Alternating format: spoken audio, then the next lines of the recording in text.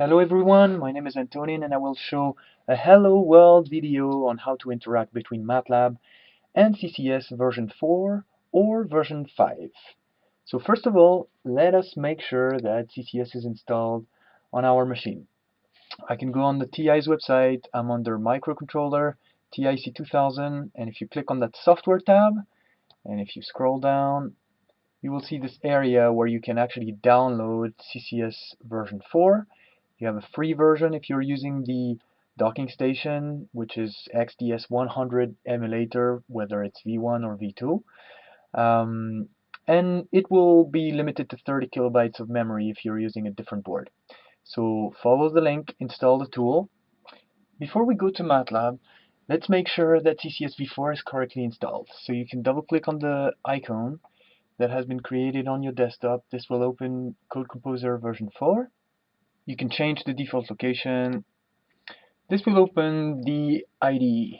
The first thing you want to do is go to View, Target Configurations. When this is loaded, you can go to New Target Configuration, and this will open this GUI. Select the emulator that you're using for your board. Here I have a docking station with F28335 control card. So I can pick Texas Instruments XDS100V1 USB. If you're using an EasyDSP, you can pick the EasyDSP onboard USB emulator, or just select the board that corresponds to the emulator that corresponds to your board. Once this is done, you can select your processor. Today I'm using an F28335, so I can click this one and save my configuration. Now that you have done that, you can launch the debugger from this new target configuration setup. Just right click on the new target configuration.ccxml and click on launch configuration. This will bring up the debugger. You can right click on the board and go connect target, or Alt-C for the shortcut.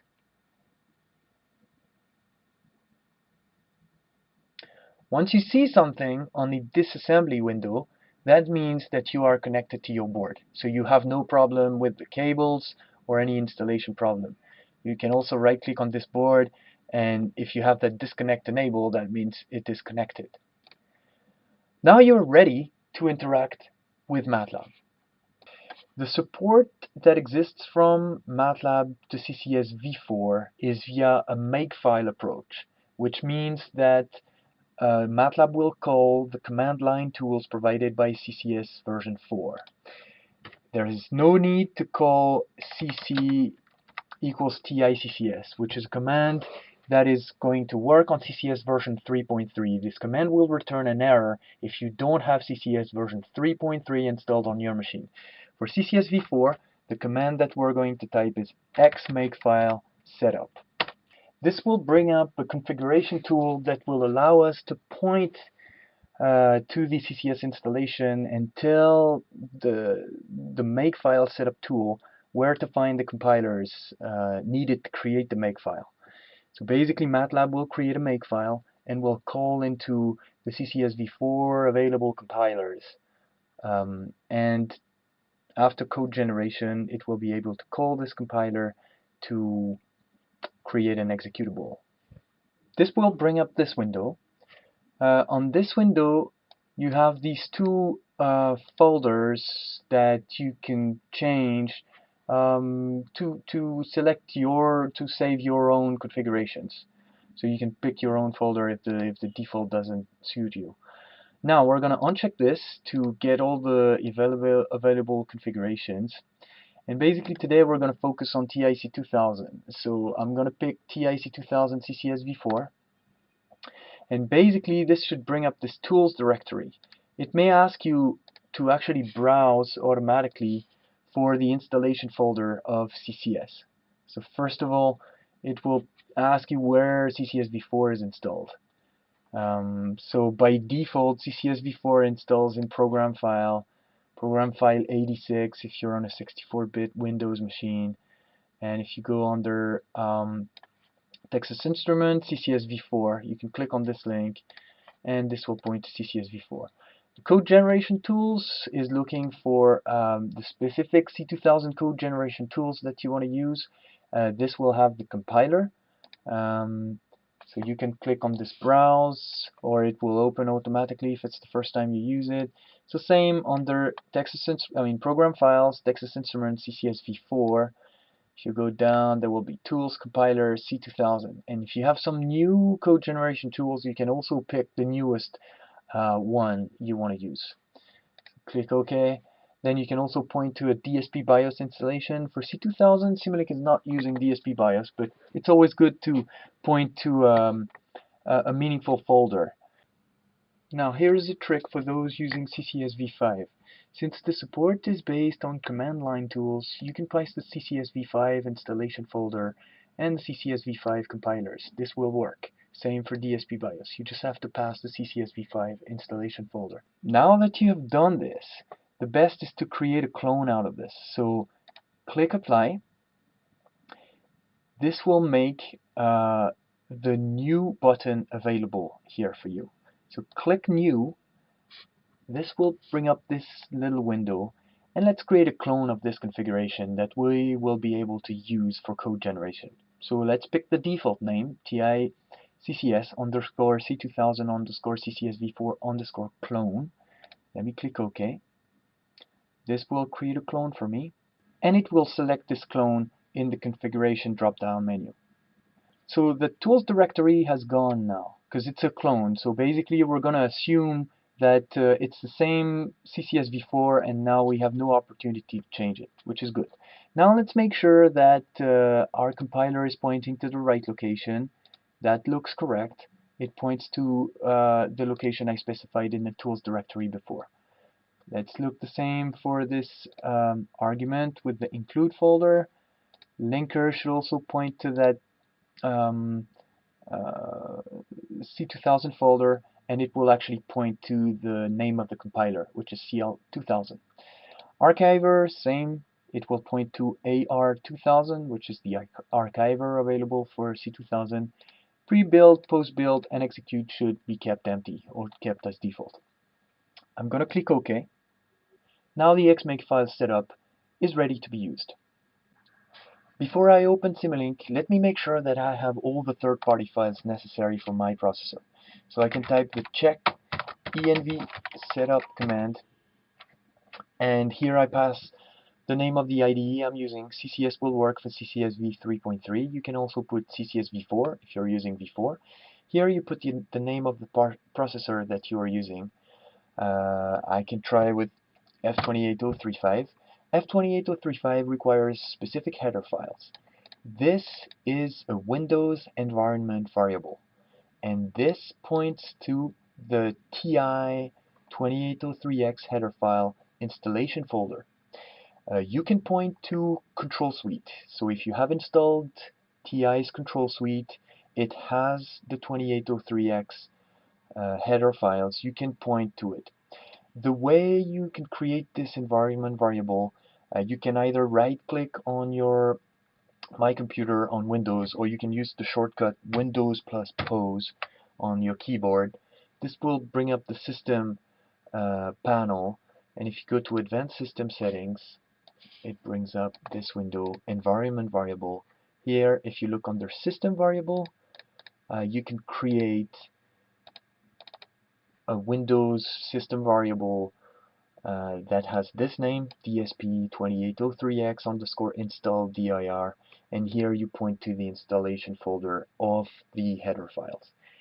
These header files, you can find them on the TI's website. So here I'm under MCU, TI C2000, and if you go to that Tools tab, and if you scroll down, you will have all the processor header files. So here is the 2803X. If you click on this link and follow the installation process, it will install the 2803X header files. I would recommend you just keep the default folder for the installation.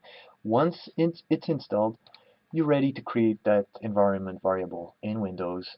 Just pass the installation folder, click OK, then restart Matlab. Make sure you restart Matlab, otherwise Matlab will not be able to detect it, and then you should be able to see it here. For 28335, the header files are built in the Matlab installation, so there is no header files required. Though I may need the Flash APIs. These are also downloadable on the TI website, same location. So under that Tools tab, if you scroll down, you will find the different Flash APIs for the different folders. Here are the APIs for the 2812, 280X, 2823X, and eventually you will find the Flash APIs for 2833X. So if you follow that link, install them, it's the same thing. You need to create an environment variable and tell Matlab where you have installed the Flash APIs. So if I go back to my environment variable, and if I go down, I have the Flash APIs for the different processors. So for 28335, you need to create an environment variable called flash underscore 28335 underscore API underscore install dir. Then you just have to point to the version of the Flash API that you have installed. Once you have done that, you restart Matlab, and Matlab will be able to detect this. If you're using CCS v4, you can type the same command. Make sure you pass CCS v4 in the check-env setup. This will bring up more variables. Make sure you have the two last ones set up, especially this one if you want to do flashing. For this one, you can find these header files in the Control Suite installation folder, which by default installs the C, TI, Control Suite, and in this device support for each devices, for example for 2803X, you will find this folder. So you can pass this folder in your environment variable creation. This will work. For the Flash API, you can also find the Flash API under the Control Suite installation folder, under libs, utilities, Flash API, and here for the different processor, for example for 2803X, if you pass this V100, this will work for the Flash APIs.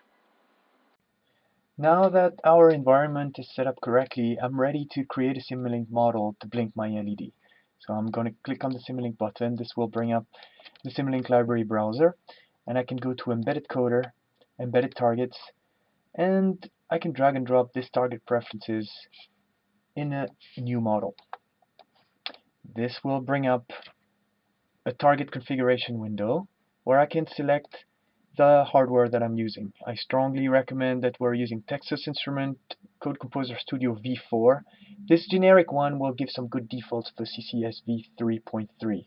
So just stick to this one. It will restrict what's only supported by v4.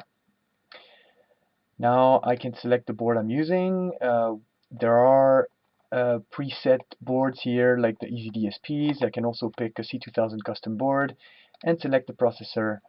Today I'm using an F28335, so I can just select 28335 and click yes. This will do two things. It will select some good target defaults on this target preferences block. It will also select some good defaults for the configuration parameters of the model. For example, it will pick fixed step discrete for my solver, knowing that variable step is not supported and adding a solver will be inefficient, so this is a good default. It will also add this IDE link pane on the code generation tab, and you can see this is grayed out. This is because I picked v4. If I had picked the generic TI Code Composer Studio, I would have two options, project and makefile. Project is only supported by CCS v3.3, where we can interact with the IDE. With CCS v4, we don't interact with the IDE. The code generation path will take advantage of command line tools via makefile. There's no interaction per se with CCS v4. We're just using the command line tools provided by CCS v4. So that's why this makefile is grayed out here. I can click OK, and now I can start building my model to blink my LED. So the first thing I'm going to do is going into Embedded Targets. I'm going to go to Processors, Texas Instruments C2000, C28X3X, which englobes the F28335 processor, and I can drag and drop that digital output. So I have this board with a webcam that I'm filming right now. So this is the F28335 control card, which is sitting on a docking station with XTS100 JTAG. So here on this board, I have that LED here, which is connected to GPIO 34. So I can select that GPIO 34 on this block. So it will be part of group 32 to 39. Let me pick 34, and I can toggle this GPIO. That means that every time, every step of my simulation, when the input is true, it will change the state of GPIO 34. In other words, it will toggle the GPIO. So I don't have to do that logic outside the block. I can just connect a source, which will be positive. One will do the trick. And I can just pick int 16 to be efficient. And on my main tab here, I can select the period. How often do I want to send that constant to the GPIO output? Let me pick 0.5. So that will send that constant value every half a second to the GPIO, which means every half a second the state of the GPIO will change, which means I will have a period of 1 second for the blinking. I can now generate code. I'm used to Control B, but you can also click on this icon here to generate code. Since I selected Makefile approach, the first thing it will do as part of the code gen is it will go into the Xmakefile setup to see what configuration is selected there. I have my configuration which is selected to use the command line tools of CCS v4, so it will do so. You can see that the Makefile has been created.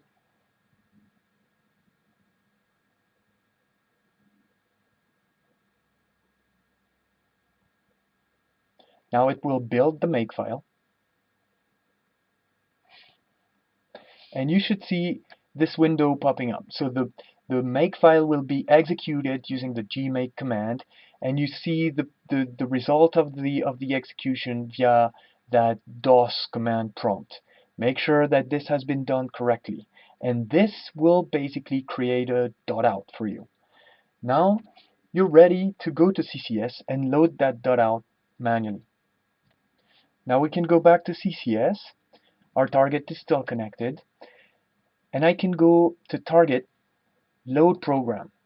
Now I will need to go to the code generation folder.